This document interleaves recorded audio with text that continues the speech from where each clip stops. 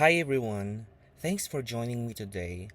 We're going to explore the different types of learners with special needs and see how understanding their unique learning styles can really change the way we teach. Just a quick note, this video is for educational purposes only. If you find this helpful, don't forget to like this video and subscribe to my channel for more content on teaching strategies and inclusive education. Let's dive in and discover how we can support every learner to reach their full potential. Now, before we jump into the full discussion, let me share our objectives for this session. First, we will define the different types of special needs. Second, we will look at the etiologies and causes behind these special needs. And third, we will explore the learning characteristics that help us understand how these learners grow and learn best. Alright, let's keep going. Imagine this. A teacher gives a simple task. Color the circle red, cut it out, then paste it on the page. Most students finish right away. But there is one learner who only colors the circle and then stops, unsure of what to do next. Now picture another moment. Everyone is doing sit work. Many students finish quickly, but a few take much longer. They need more time just to understand the steps and figure out how to start. These classroom moments remind us that some learners process information differently and may need extra guidance to move from one step to the next. Thus, this brings us to our first learner group, those with intellectual disability, and how their way of understanding and working through tasks can look very different from their peers.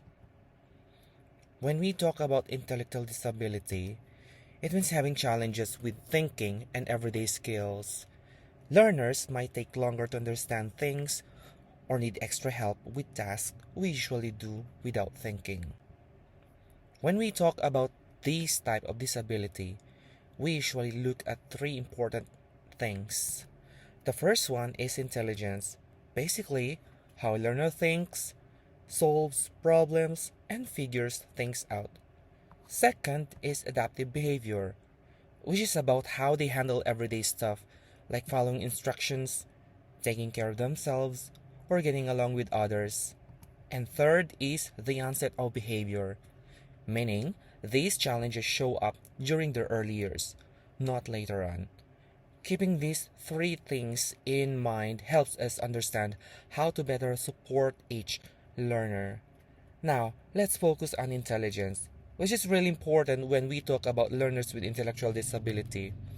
These learners have low than average IQ scores, usually 70 or below, and this affects how they think, solve problems, and learn new skills.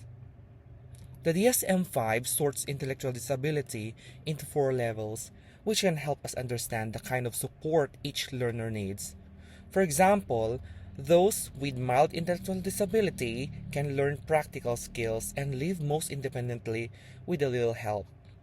Moderate intellectual disability usually means learners need extra support with daily tasks and communication. With severe intellectual disability, most areas of life require significant help, while profound intellectual disability means learners need constant, intensive support for everyday activities. Understanding these levels isn't about labeling anyone. It's about seeing what each learner can do and figuring out how we can best support their learning and growth. Next, we'll take a look at adaptive behaviors and how they play out in the classroom. Adaptive behavior is basically how someone manages everyday life. Learners with intellectual disability often face challenges in 3 areas: conceptual skills, like understanding language, money, time, and making decisions; social skills, such as interacting with others, reading social cues, managing emotions, and following rules; and practical skills, which include personal care, daily routines, work or school tasks, and staying safe. But here's the key. The level of support they need in daily life also defines the severity of their disability. For example, mild learners need just a little support. Moderate learners need more substantial help. Severe learners require extensive assistance, while profound learners need constant, pervasive support. So, adaptive behavior isn't just about what a learner can or can't do.